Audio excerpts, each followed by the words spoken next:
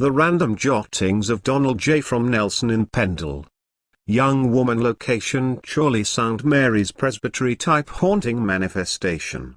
Pre-1935. Further comments. A gas fitter working in the upper part of the building encountered a ghostly young woman which briefly manifested before vanishing again. In the small town of Chorley, nestled amidst the rolling hills of England, there stood an old and imposing structure known as St. Mary's Presbytery. This historic building had witnessed the passage of time, its walls echoing with the stories of generations long gone.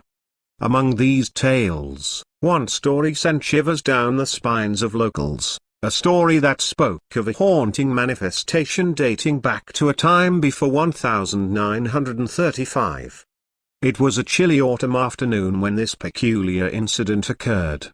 The day had started like any other, with the townsfolk bustling about their business, unaware of the otherworldly encounter that awaited. Up in the upper reaches of St. Mary's Presbytery, a gas fitter named Albert had been assigned the task of inspecting and repairing the aging gas lines. He was a pragmatic man, unswayed by tales of the supernatural and steadfast in his resolve to carry out his duties. As Albert ascended the narrow staircase that led to the upper floors of the presbytery, he felt the weight of the old building bearing down on him. The wooden steps creaked beneath his boots, adding to the eerie ambience of the place. Cobwebs clung to the corners, and the air was heavy with the scent of antiquity. With a toolbox in hand and a gas lantern casting its dim glow, Albert ventured further into the upper reaches of the building. His footsteps echoed through the dimly lit corridors as he inspected the gas lines. Everything seemed ordinary until he turned a corner and found himself face to face with something utterly extraordinary. There, bathed in an eerie, otherworldly light, stood a young woman. She appeared to be in her 20s. Dressed in a gown that resembled the fashion of a bygone era, her hair elegantly coiled atop her head. Her ethereal presence was at odds with the dusty, decaying surroundings.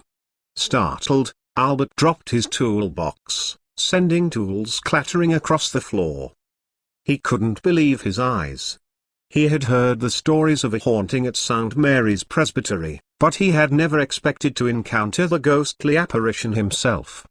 The young woman's eyes met Albert's, and for a moment, time seemed to stand still. There was a profound sadness in her gaze, as if she carried the weight of an unfulfilled purpose. She opened her mouth as if to speak, but no words emerged. Her spectral form flickered, as if struggling to maintain its presence.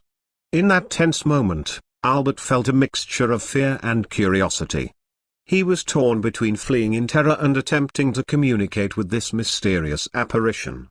Before he could decide, the ghostly young woman's form wavered one final time, and then she vanished, leaving nothing behind but an unsettling chill in the air. Albert, shaken to the core, collected his tools and rushed down the stairs, eager to escape the eerie upper reaches of St. Mary's Presbytery. He would later recount his encounter to the townsfolk, who, although initially skeptical, couldn't deny the genuine fear in his eyes. The tale of the ghostly young woman in St. Mary's Presbytery became a local legend, passed down through generations. To this day, the residents of Chorley speak of the haunting manifestation that occurred pre-1935, a story that reminds them that sometimes, the past has a way of lingering, refusing to be forgotten, even in the most unexpected of places.